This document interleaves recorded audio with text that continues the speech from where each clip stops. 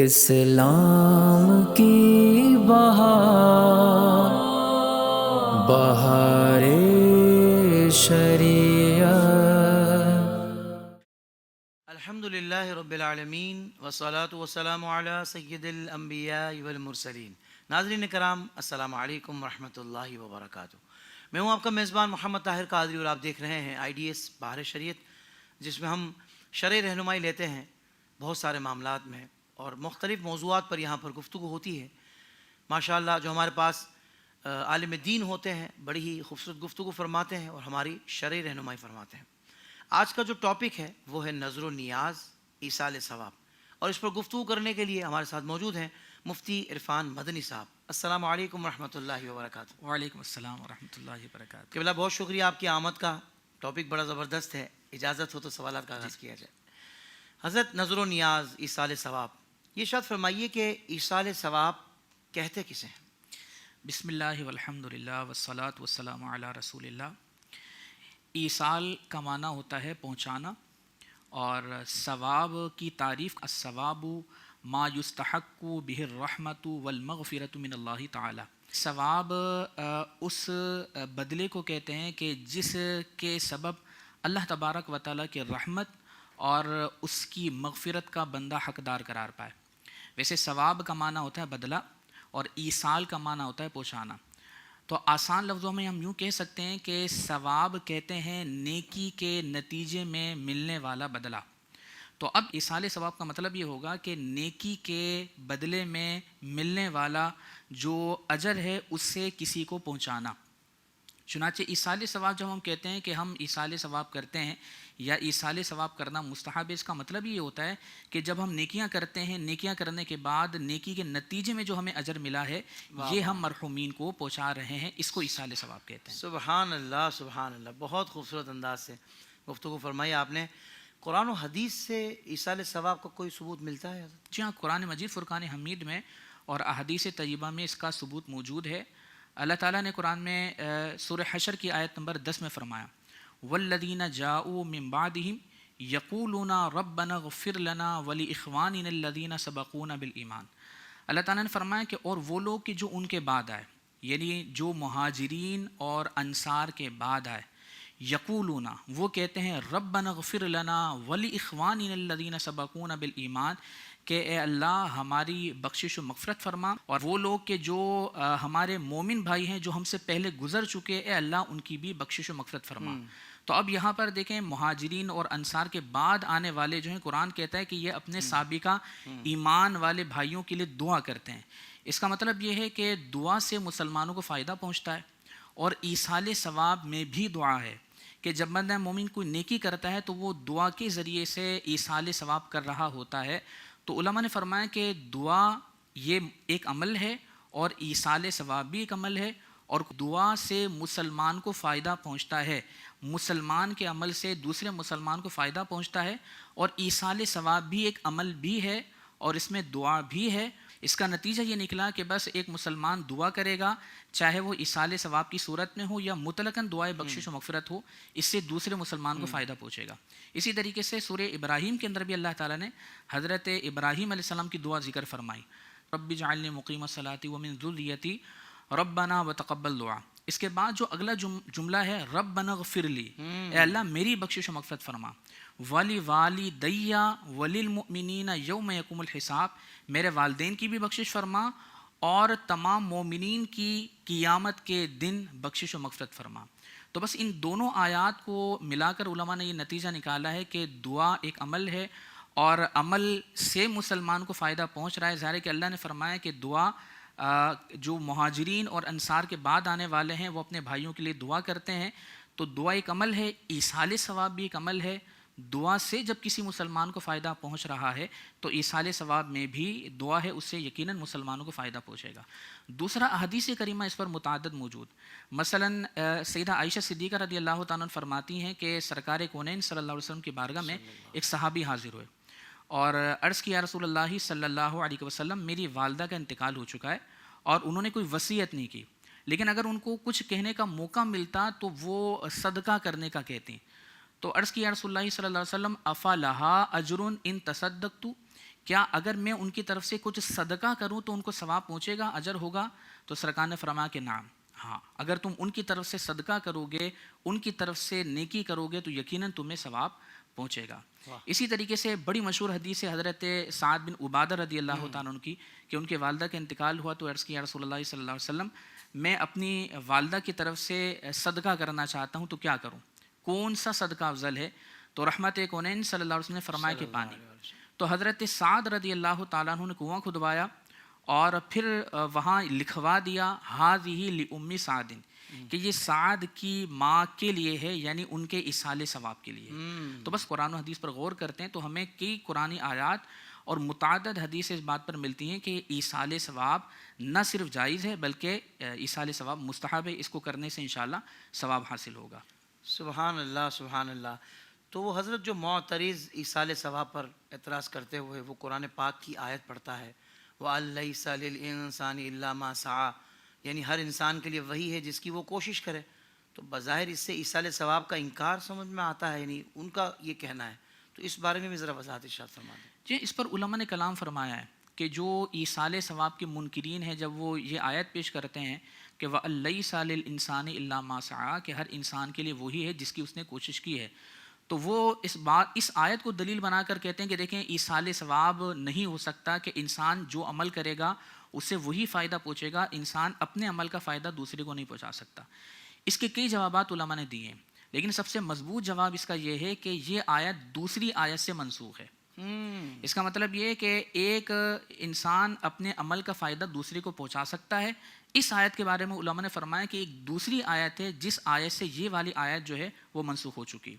دوسرا علماء نے فرمایا کہ یہ آیت اصل میں کفار کے بارے میں، کہ نہ کافر اپنے عمل سے کسی کو فائدہ پہنچا سکتا ہے، نہ کوئی اور جو ہے اپنے عمل سے کافر کو فائدہ پہنچا سکتا ہے۔ اگر وہ دنیا میں کوئی اچھا عمل کرے گا تو دنیا میں ہی اس کو اس عمل کا فائدہ پہنچا دیا جائے گا، لیکن وہ دنیا میں اپنے نیک عمل کا ثواب کسی کو منتقل نہیں کر سکتا، نہ کوئی اور اسے اپنی نیکی کا ثواب منتقل کر سکتا ہے۔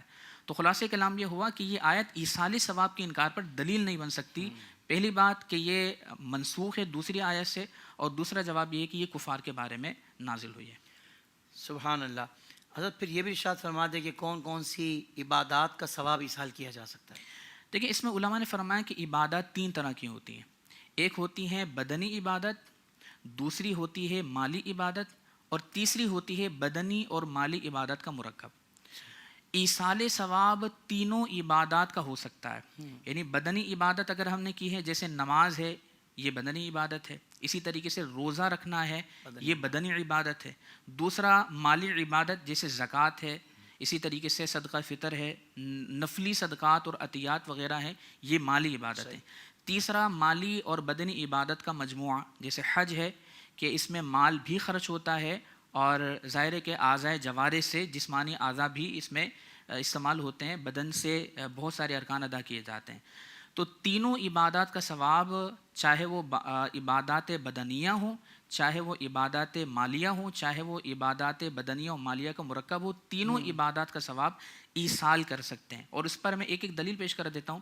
مثلا بدنی عبادت کا ثواب ہم پیش کر سکتے نہیں کر سکتے، اس کی ایک دلیل یہ ہے کہ سرکار کریم علیہ الصلوۃ والسلام کے مشہور صحابی حضرت ابو ہریرہ رضی اللہ تعالیٰ، انہوں نے ایک مرتبہ حج کے قافلے جب جا رہے تھے تو آپ نے بلند آواز سے فرمایا کہ تم میں سے کون ایسا ہے کہ جو مسجد اشعار جا کر وہاں میری طرف سے 2 یا 4 رکعتیں ادا کر لے، اور پھر وہ یوں کہے ھذا لابی ہریرہ، کہ یہ ابو ہریرہ کی طرف سے ہے، کیونکہ میں نے نبی کریم صلی اللہ علیہ وسلم یہ سنا ہے کہ مسجد اشعار سے ایسے شہداء اٹھائے جائیں گے کہ شہداء بدر کے علاوہ ان کے ساتھ کوئی کھڑا نہیں ہو سکے گا۔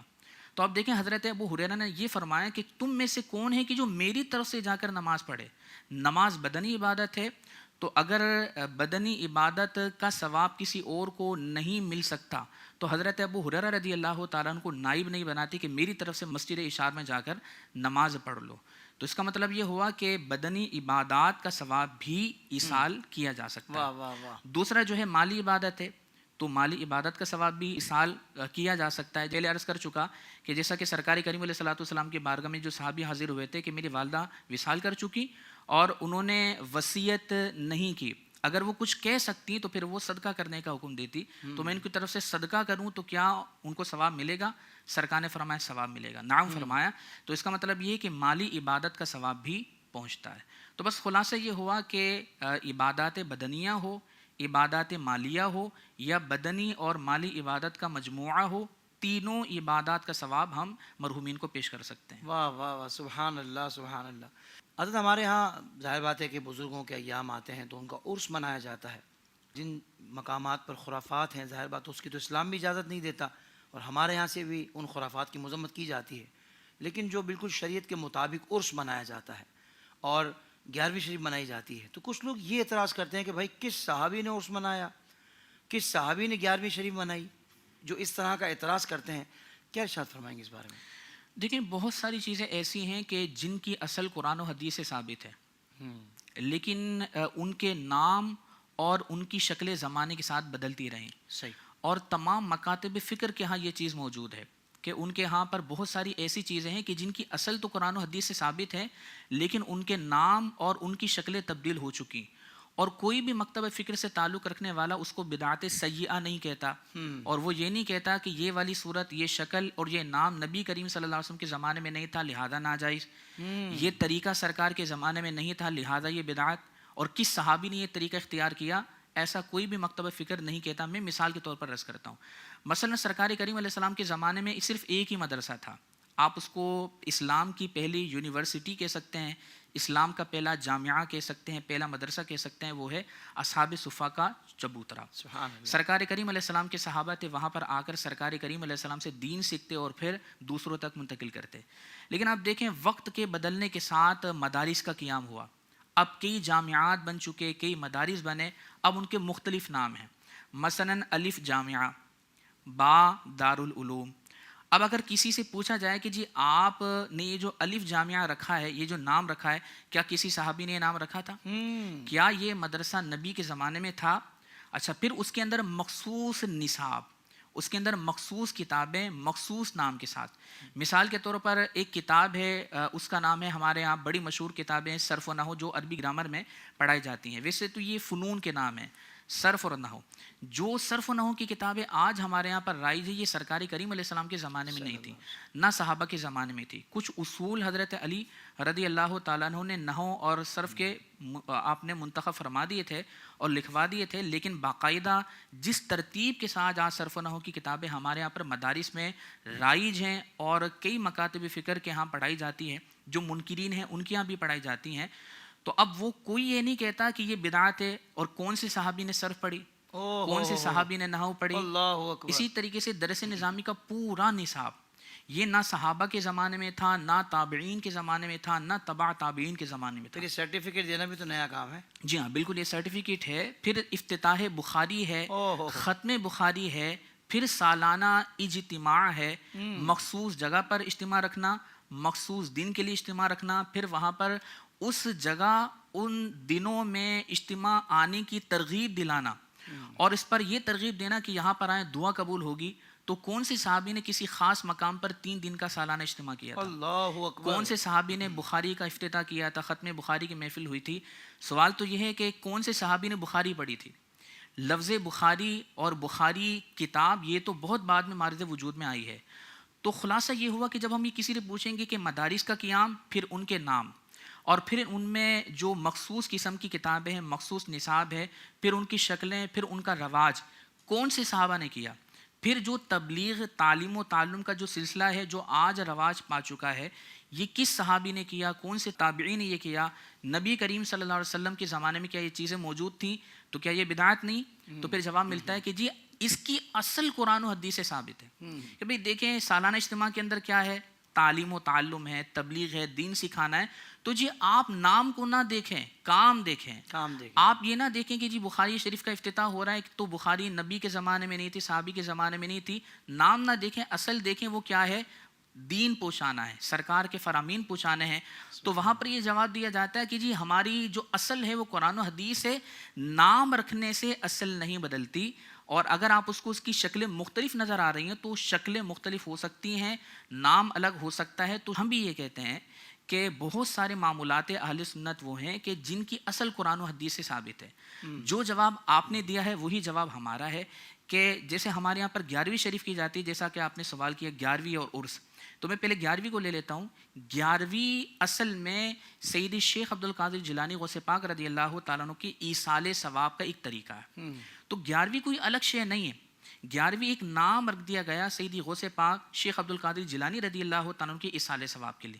جب بھی ہمارے یہاں پر سیدی غوث پاک رضی اللہ تعالیٰ عنہ کی ایصال ثواب کے لیے اہتمام ہوتا ہے، قرآن خوانی ہوتی ہے، ذکر کی محفل ہوتی ہے، اور پھر آخر میں لنگر نیاز کا اہتمام کر دیا جاتا ہے، کھانا کھلایا جاتا ہے، کہ جو صحیح بخاری میں سرکار کریم علیہ السلام نے کھانا کھلانے کی ترغیب ارشاد فرمائی.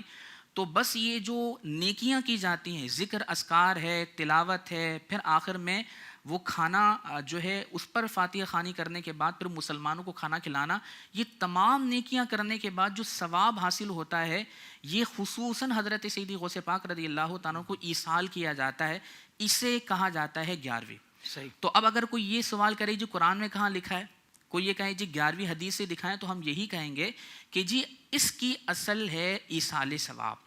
آپ یہاں پر نام کو نہ دیکھیں، آپ اس کی مختلف قسم کی شکلوں کو نہ دیکھیں، آپ اس کی اصل کو دیکھیں. جس طریقے سے ہم بہت ساری چیزیں آپ کے ہاں دکھا سکتے ہیں کہ وہاں پر نام اور شکلیں الگ ہونے کی وجہ سے آپ اس کو بدعت قرار نہیں دیتے، اور وہاں پر بھی آپ کا یہی جواب ہوتا ہے کہ جی اس کی اصل قرآن و حدیث سے ثابت ہے اور ہمارا مقصود اسی پر عمل کرنا ہے. لیکن چونکہ دور کے تقاضے ہیں اور زمانے کے بدلنے کے ساتھ ہمیں شناخت کے اعتبار سے نام الگ رکھنے پڑتے ہیں اور ان کی شکلیں الگ بدل جاتی ہیں، تو اس سے کوئی فرق نہیں پڑتا. تو 11ویں ایصال ثواب ہے. اس کا نام اگر اس ایصال ثواب کا نام اگر 11ویں رکھ دیا ہے تو اس سے ایصال ثواب معاذ اللہ ناجائز و حرام یا یہ بدعت سیئہ نہیں ہو سکتا. زیادہ سے زیادہ اس کو ہم اس انداز کو بدعت حسنہ کہہ سکتے ہیں. اور بدعت حسنہ کا ثبوت صحابہ کرام کے زمانے سے مثلاً کئی حدیثیں موجود ہیں. صحابہ کرام نے سرکار کریم علیہ السلام کی وصال کے بعد بہت سارے نئے کاموں کا آغاز کیا. مثلاً تراویح کی جماعت بڑی مشہور ہے کہ حضرت فاروق اعظم رضی اللہ تعالیٰ عنہ نے مستقل اس کی جماعت کو آپ نے رواج دیا اور پھر یہ جاری ہوئی. اور پھر حضرت فاروق اعظم رضی اللہ تعالیٰ عنہ خود فرمایا نعمت البدعۃ ھذہ، کہ یہ کتنی اچھی بدعت ہے. تو یہ بدعت حسنہ کا ثبوت صحابہ سے ملتا ہے. اور میں یہ ضمناً یہ بھی عرض کر دوں کہ اصل میں بدعت حسنہ بدعت ہوتی ہی نہیں ہے. بدعت حسنہ وہ ہوتی ہے کہ جو قرآن و حدیث سے ملحق ہو، یعنی جس کی اصل قرآن و حدیث سے ہو، بس شکل اس کی بدل جائے تو اس کو بدعت حسنہ کہا جاتا ہے. تو علماء نے یہ صراحت کی ہے کہ اس کو جو بدعت کہا جا رہا ہے وہ لغوی اعتبار سے، چونکہ بدعت کا معنی ہوتا ہے نیا کام، تو بس اس نئی شکل کی وجہ سے اس کو بدعت کہا، حقیقتاً یہ بدعت نہیں ہے. اس کے بعد ہم عرس پر آ جاتے ہیں. تو عرس یہ کسی صالح بزرگ یا کسی ولی کے وصال کے بعد جب سالانہ ایصال ثواب کے ہمارے یہاں پر اہتمام ہوتا ہے، تو کسی عام شخص کے انتقال پر سالانہ جو ایصال ثواب کا اہتمام ہوتا ہے اسے برسی کہہ دیتے ہیں. اور کسی صالح بزرگ، کسی ولی، کسی عالم دین کے وصال کے بعد جب سالانہ ایصال ثواب کا اہتمام کیا جاتا ہے تو اسے عرس سے تعبیر کیا جاتا ہے. تو یہ بھی اصل میں ایصال ثواب ہے. اب اس پر ایک سوال ہے کہ جی یہ بھی ایصال ثواب ہے، تفصیل آپ نے بتا دی 11ویں شریف کی مثال دے کر کہ بھئی اگر مثال کے طور پر نام بدل جائے، کام اصل میں وہ ہو کہ جو قرآن و حدیث میں وارد ہوا ہے، تو یہ کوئی بدعت نہیں. اور اگر اس کو بدعت کہا جائے گا تو پھر دیگر جو مکاتب فکر کے لوگ ہیں انہیں پھر اپنے ہاں مدارس میں، تبلیغ و تدریس میں، تعلیم و تعلم میں جو مختلف قسم کی انہوں نے نئی شکلیں ایجاد کر دی، نئے نام رکھ لیے، ان کو بھی بدعت کہنا پڑے گا. پھر جو جواب ان کا ہوگا کہ اس کی اصل قرآن و حدیث سے ثابت ہے، نام رکھنے سے اصل حکم نہیں بدلتا، یہی جواب ہمارا ہے. اور اس کے بارے میں ایک تو 11ویں شریف والا جواب جو تھا وہ یہی اس کے لیے ہے کہ یہ ایصال ثواب ہے. لیکن سوال یہ ہے کہ اس کو عرس کیوں کہا جاتا ہے؟ اس کو بھی 11ویں کہہ دیتے، یا اس کا کوئی اور نام رکھ لیا جاتا، یا اس کو بھی برسی کہہ دیا جاتا. کسی صالح نیک متقی پرہیزگار یا کسی عالم دین کی وصال کے بعد سالانہ جو ایصال ثواب کا اہتمام ہوتا ہے اسے عرس اس لیے کہا جاتا ہے کہ جب کوئی بندہ مومن سوالت قبر کے اندر جب وہ کامیاب ہو جاتا ہے، وہ تینوں سوالات دے کر جب کامیاب ہو جاتا ہے تو پھر منادی ندا کرتا ہے کہ اس کے لیے قبر وسیع کر دو اور اس کی قبر میں جنتی بچھونے بچھا دو. حدیث کے اندر بہت ساری چیزوں کا ذکر ہوا اور پھر اس کو کہا جاتا ہے نم کا نومت العروس، سو جا ایسے جیسا کہ دلہن سوتی ہے. تو بس اس حدیث سے یہ لفظ لیا نم کا نومت العروس کہ جب اللہ کا نیک بندہ، کوئی صالح متقی پرہیزگار یا کوئی ولی جب انتقال کرتا ہے تو یہ اس کے لیے خوشی کا دن ہے واہ واہ واہ کہ یہ اپنے رب سے ملاقات کا شرف حاصل کر رہا واہ ہے. واہ واہ. تو چونکہ یہ اس کے لیے خوشی کا دن ہے، اور پھر جیسا کہ وہ کامیاب ہو جاتا ہے تو اسے کہا جاتا ہے نم کنومت العروس. اس اعتبار سے اس کے وصال کے بعد جب سالانہ اصال ثواب کا اہتمام ہوتا ہے تو اس نسبت سے اسے عرس سے تعبیر کیا جاتا ہے کہ یہ وہ دن ہے کہ جب منادی نے اس کو یہ کہا تھا کہ ایسے سو جاؤ جیسا کہ دلہن سوتی ہے. اور عرس کا معنی ہوتا ہے خوشی، شادی. تو چونکہ یہ اس کے لیے خوشی کا دن ہے، ہم اپنے اعتبار سے خوشی نہیں کہتے، لیکن وہ بندہ کہ جو اللہ سے ملاقات کا شرف حاصل کر رہا ہے، یہ آج کا دن اس کے لیے خوشی کا دن ہے. تو عرس کا معنی ہوتا ہے خوشی، اس لیے اس کے اعتبار سے اس لفظ عرس اس کے لیے استعمال کیا جاتا ہے. اور 11ویں کو 11ویں کیوں کہتے ہیں یہ بھی میں ضمن عرض کر دیتا ہوں. حضور سیدنا شیخ عبد القادر جیلانی رضی اللہ تعالیٰ عنہ ہر مہینے کی 11 تاریخ کو سرکار کریم علیہ الصلوۃ والسلام کی میلاد کی محفل سجایا کرتے اور فاتحہ خوانی کیا کرتے تھے. تو آپ کے وصال کے بعد آپ کے جو مریدین معتقدین تھے انہوں نے پھر یوں کیا کہ یہی 11 تاریخ کا انتخاب کیا سرکار کریم علیہ السلام کی میلاد کی محفل کے لیے بھی اور آپ کے اصال ثواب کے لیے بھی. گرچہ اس میں ایک قول یہ بھی ملتا ہے کہ 11 تاریخ کو غوث اعظم رضی اللہ تعالیٰ کا وصال ہوا ہے جی. لیکن اگر ہم مختلف اقوال دیکھیں کہ اگر کوئی یہ کہے کہ جی 11 تاریخ مستند نہیں ہے مثال کے طور پر یا معتبر نہیں ہے، تو ہم اس کا جواب یہ دیتے ہیں کہ ہمارا مقصود ایصال ثواب ہے. واہ تو اب وہ کسی بھی دن کیا جائے، لیکن چونکہ ہمارے ہاں پر 11 تاریخ ہی سیدی شیخ عبد القادر جیلانی رضی اللہ تعالیٰ کی ایصال ثواب کے لیے ایک رائج پا چکی ہے، رواج پا چکا. جیسا کہ شیخ محقق شیخ عبدالحق مودی سے دہلوی رحمۃ اللہ تعالیٰ نے یہ ذکر فرمایا. تو اب اگر کوئی 11 تاریخ کو بھی ایصال ثواب غوث پاک رضی اللہ تعالیٰ کے لیے کرتا ہے تو اس میں کوئی حرج نہیں ہے. لیکن اس کی بنیاد یہ تھی کہ غوث پاک سرکار کریم علیہ السلام کی ولادت کی محفل، میلاد کی محفل سجایا کرتے تھے 11 تاریخ کو. پھر غوث پاک کے وصال کے بعد ان دونوں محفلوں کو ایک ساتھ مریدین نے جمع کر دیا. گویا کہ 11 تاریخ کو سرکار کریم علیہ السلام کی میلاد کی محفل بھی ہے واہ. اور 11 تاریخ کو حضور سیدنا شیخ عبد القادر جیلانی غوث پاک رضی اللہ تعالیٰ کی ایصال ثواب کی محفل بھی ہے. واہ واہ سبحان اللہ. مفتی صاحب بہت شکریہ، آپ نے وقت عطا فرمایا اور کئی سوالات ایصال ثواب کے حوالے سے مزید میں نے آپ سے کرنے ہیں، مگر آج کے ایپیسوڈ کا وقت مکمل ہوا. اگلے ایپیسوڈ میں مزید آپ سے سوالات پوچھے جائیں گے انشاءاللہ.